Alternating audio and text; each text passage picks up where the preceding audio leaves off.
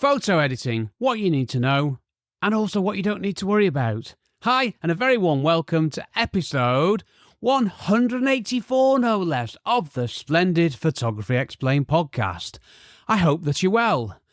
I'm your host, Rick. In each episode, I will try to explain one photographic thing to you in plain English in less than 27 minutes-ish without the irrelevant details. I'm a professionally qualified photographer based in England with a lifetime of photographic experience, which I share with you in my podcast. Okay, let's just get stuck into this. Here is the answery bit. Photo editing should be about enhancing what is in an image, making a photo look the best that it can be, making an image as appealing as possible.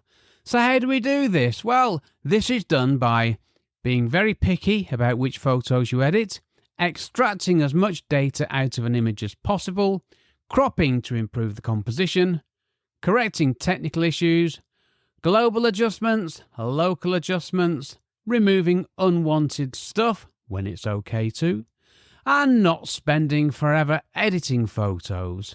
Right, so that's image processing to me. That's my answer a bit, and I'm going to go through these one by one. Starting with editing photos, which to me, it's enhancing what is in an image. Yeah, making a photo look the best it can, making a photo as appealing as possible. As far as I'm concerned, this is all we should be trying to do, making every photo we've taken the best we can. Take it to the next level. Go for the highest quality, most interesting image capture. Why do I say that? Well, when I take a photo, I don't want to turn it into something else. What is the point of that? Now, it might be because of the types of photos I take, which are buildings, landscapes, and travel photos. I don't photograph much else. I take a photo of something because I find it interesting. So what do I want to do with it? All I want to do is to make what I found interesting when I took the photo look the best that I can. That's all I want to do. Let us not overthink this. Photography is drawing with light, and editing photos is making that light look the best that we can do. There's an opposite view on this, which I'm not going to go into here. And with AI, there's now even more contrary stuff. I mean, you can even use an AI image generator if you want to. I don't. That is not photography to me. Photography is drawing with light, it's capturing the light, it's recording things. Photography is not generating something with a computer. It's drawing with light. That's the fundamental thing. Okay, I'm going to move on there. I was getting into a bit of a ranty stage, wasn't I? Being very picky about which photos you edit. There are two stages to editing photos, and the first is choosing which photos to edit and then editing them. You know, the culling process where you download all your photos and you go through them and you choose the ones that you want to edit. And the best photo editors, they get down to what they're going to edit super quick. And this is a skill all of its own, and it's probably one for another episode thinking about it. I used to be really good at the editing of which photos to edit because I used to take loads of photos. More on that in the next episode. And I used to edit loads of photos as well. Well, I used to spend, when I say editing the photos, I don't mean the actual editing. I mean the edit as in the culling of the photos. I used to spend loads of time trying to find a good photo to edit. And what a horrible waste of my time that was. There is nothing worse than looking at a whole heap of very similar photos, trying to find the good one. It's a horrible job, and I used to hate it. But not anymore. No. Now I take a lot fewer photos and I only edit the photos I'm going to do something with. And that's typically going to be one photo of something. When I'm working for a client, I only edit the photos I'm going to issue. And on a building shoot, that's typically 20 to 30 photos only. It's not hundreds of photos because nobody wants hundreds of photos, do they? I don't want to edit them. My client doesn't want hundreds of photos to go through. They just want a selection of the best photos that satisfy the brief. So I edit the photos I'm going to give to a client, and I don't edit any of the other photos, ever. And if I photographed a sunrise or a sunset, I'll probably only ever edit one photo. I'll pick one photo out of a set because I will record the same thing over time to get the moment that I want, but I'm not all over the place getting different compositions. I'll choose one composition. I'll take more than one photo because the light varies before and after a sunrise or a sunset, of course. And I'll choose the one that works the best and I'll edit that one. And every now and then I've been brave enough just to take one photo of a sunrise or a sunset, and I love doing that. It's a great thing to do. So if you fancy a challenge, if you're going out doing a sunrise or a sunset, limit yourself to one photo and see what happens. It's brilliant. Honestly, it is. When I photograph places, I'll only take one photo of something. Like I'm talking about, say, I don't know, a courtyard in a lovely Italian historic town. I won't take a photograph from all four corners. I'll walk round first, have a look, and I'll find something that I fancy, and I'll take one photo in an ideal world, and I'll edit that one photo. There won't be anything else to edit. I just get one photo of something and move on. Yeah, I spend the time before I take the photo, which is a very important lesson. Right, I'm going to move on because 50% of what I just said wasn't in my script. Yes, there is a script. Okay, extracting as much data out of an image as possible. There's a lot of things that you're capturing when you take a photo, and there's a lot of data in a digital photo. And my aim is to capture as much as I can do and to extract all that lovely data from my digital images. And that's why I take photos in RAW format. See, a RAW photo, yes, it looks rubbish when you open it up because there's been no other processing done other than making the photo itself, that is. First time I took a RAW photo, I was horrified. It looked horrendous, but they're meant to. A RAW photo is dull, flat, and lacking in colour, vibrance, brightness, contrast, and, well, anything.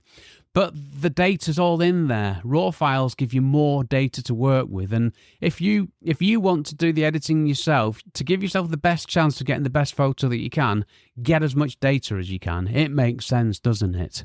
And it's our job as photographers to extract as much of that data as possible to make the best image that we can.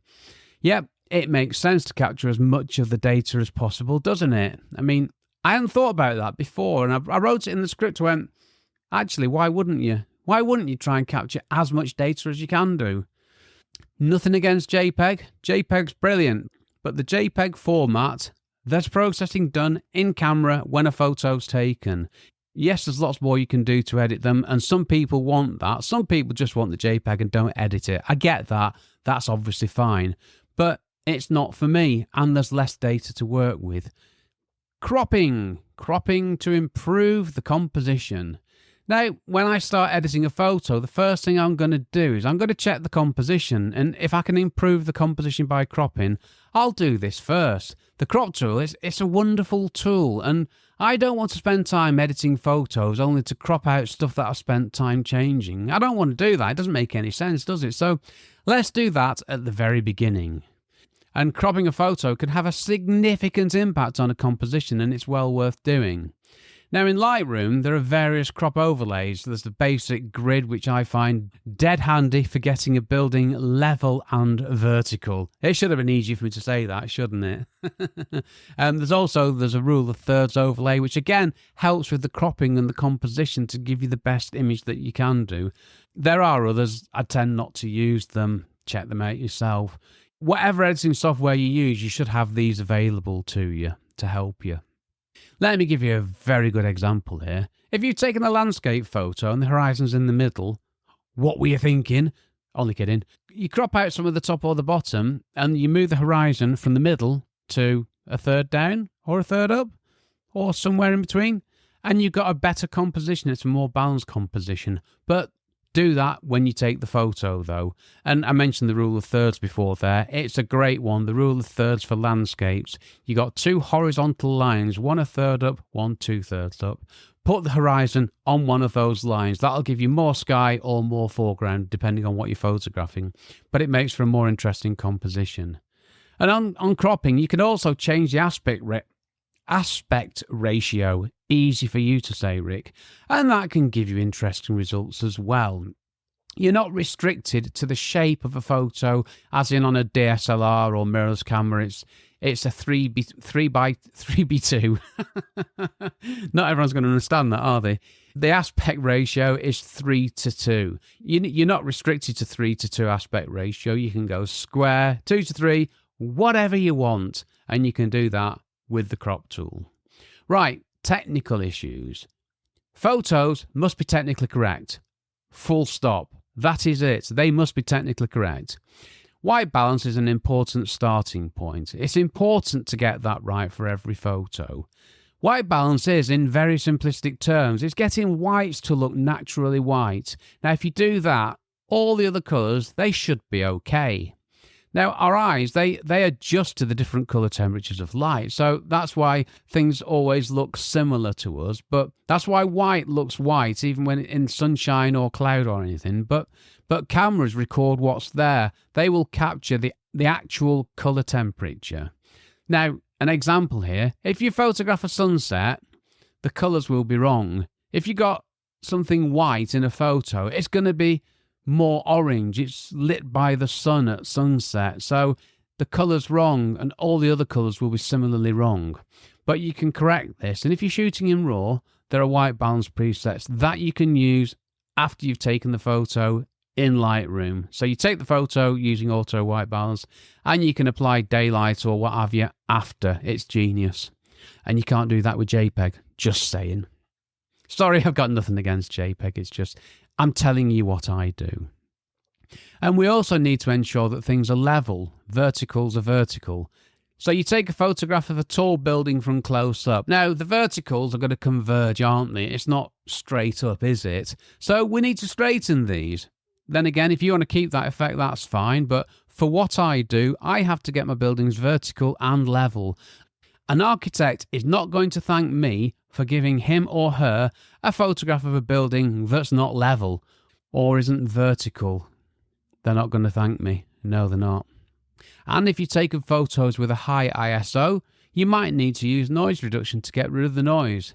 But a question there, why did you use such a high ISO? I never use noise reduction because I use ISO 100 with my camera on my tripod.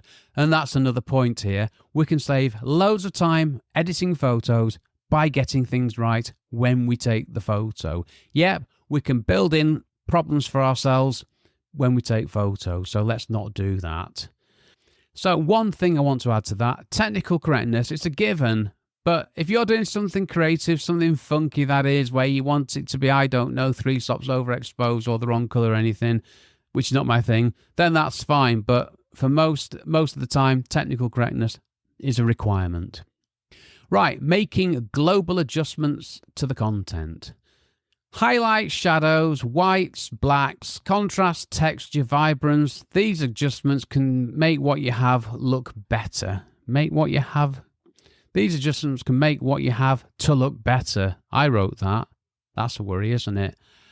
And that's all I wrote on global adjustments. And I think there's more that I need to say here, so I'm going to do that now, and this is an ad-lib. You do global adjustments to a photo, as in all of the photo has some adjustments done, and then you do local adjustments to parts of the photo. Well, that's how I work anyway. So I'll get the exposure correct, the highlights and the shadows, the white point, the black point. Contrast I'll tweak for a whole photo. I don't want to change the contrast from one part of a photo to another. There's textures and vibrance that you can introduce. So these are global adjustments done to the whole photo, and then you go on to local adjustments. And this is making selective parts of a photo lighter or darker, or making the colours more or less vibrant. Those are the general things that I do, because dark areas can help the lighter areas stand out, because the human eye automatically goes to the things that are light in a photo. So if we make the subject matter light and make the bits around it darker, we're making the photo more visually appealing to a human. And that's our job as photographers. It's about making photos work for the human eye. And it's a delicate balancing act, but not one a machine can do. I said that one quietly for some reason. So this is working within the bits in a photo to make it look the very best it can. Right, removing unwanted stuff when it's okay to do so. Censored dust spots, we must remove them, especially in the sky where they look horrible. And also any other unwanted objects that should not be there, things that detract from a photo. Now, there's a fine line here between legitimate removal of stuff and removing stuff and deceiving, not conveying what's there. Now, my simple rule is this. If it's not always there, it's generally okay to remove it. And I'm talking about things like, well, a bin, a pile of rubbish, people, that's fine with me, but nothing more. I very often have to remove things like skips, bags of rubbish, hose pipes, step ladders, bits of stuff lying on the grounds, which you tend to find at the end of a construction project, and gravel with stuff on it and stuff like that. Get rid of all that. That's fine. That's not going to be there when the builders are gone, when they take everything with them, when they've had a chance to properly finish. Get rid of it all. It's fine. But no more. Again, I'm photographing something because I find it interesting, so I don't want to remove bits that might detract. Not if they're a permanent part of a scene. I don't want to do that. Now, your position on this may well be different to mine, and that's fine. But remember, there are situations where removing anything from a photo is not acceptable. It's like competitions. There are some competitions where you're not allowed to do that. So if you remove stuff, you need to make sure it's okay to do it and to be open and honest about it. Right, not spending forever editing photos. I'm going to cover this in the next episode, but I just want to say something here. There comes a point when more time spent editing makes such small differences, it's barely worth it. If you love editing photos, if that's your thing, absolutely fine. I mean, I don't. Well, I enjoy editing photos, but I don't want to spend forever editing photos. I want to get the job done and move on. I don't want to spend any longer than I have to editing my photos, even though I enjoy it. Now, if I can get 20 to 30 photos from a shoot edited in an hour, I'm very, very happy. But how long should you spend editing a photo? How long, dear listener? Well, it's obviously up to you, but it's not as long as you might think. And yeah, more on that one in the next episode, because I got some things that you can try which will help you if you think it's taking forever to edit your photos. There you go, something to look forward to. Right, the talky bit. Well, call me old-fashioned, or just call me old, but I want to make what a photograph look the best it can while still being realistic and credible. I'm not interested in transforming a photo into something else, and I never have been. If that's your thing, nothing wrong with that, up to you, but not for me. As a professional photographer, taking photos of buildings, it's all down to me how a photo's presented. It's not down to the machines. Blimey, that was a bit dramatic, wasn't it? No, I want to make all the changes myself. I want control of what I'm editing. I want control of the end point of every photo. I don't want a machine to do it for me. I don't want a computer to do it all for me. It's down to me. And with the advances in AI and other tech, I'm feeling more strongly about this than I ever was. Nope, artificial intelligence, it will not replace us as humans. Well, not the creative part of us anyway. That will not happen. Artificial intelligence is not going to take over from us as creative people, as human beings. Well, I hope not anyway. And taking...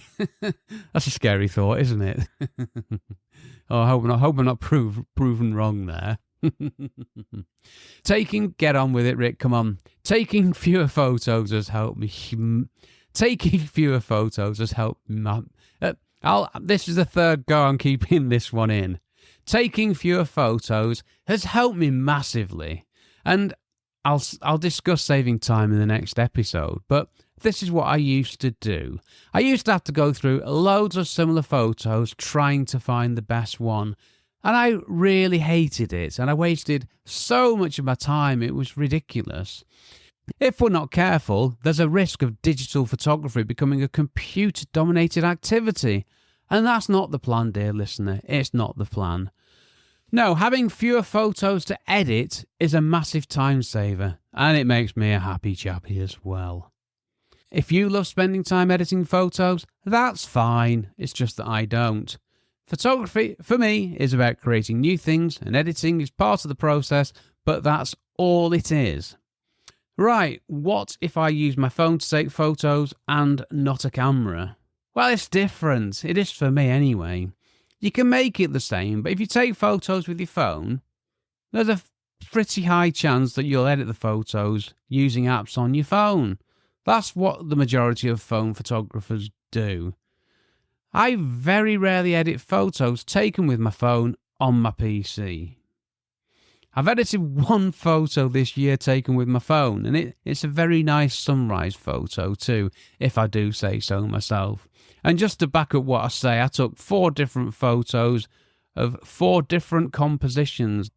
There was a sunrise, fields, trees, a tower, loveliness. I was driving somewhere one morning as the sun was rising, and I stopped, got out, got my phone, and I took 4 photos, and I edited one, and it's actually my wallpaper now, so I'm looking at it right now. And very nice it is. Yes, just to be sure, it's a very nice photo.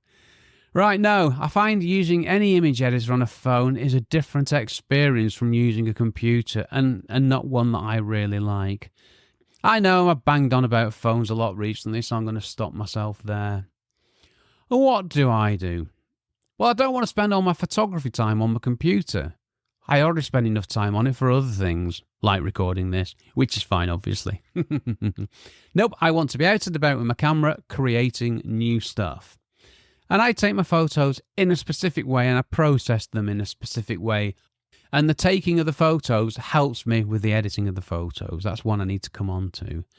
And if I want a specific effect, such as a background blur, I'll do it when I take the photo. I'm not going to add it after. Because do you know what? It's quicker to do it in camera than it is to do it after in software. Yep, that's not in the script. That's a very good point. Well done, Rick. Now I take the minimum number of photos I can, and I only edit the best photos, obviously depending on what I was photographing. I give myself the time I need to edit my photos properly, using a specific workflow that helps me to efficiently get the results that I need. I edit my raw photos using Adobe Lightroom, which is installed on my PC. I don't use an online photo editor, as I want my stuff under my control. And I don't use Adobe Photoshop anymore. Nope, the recent release of Lightroom has sorted that out for me with some new advanced features.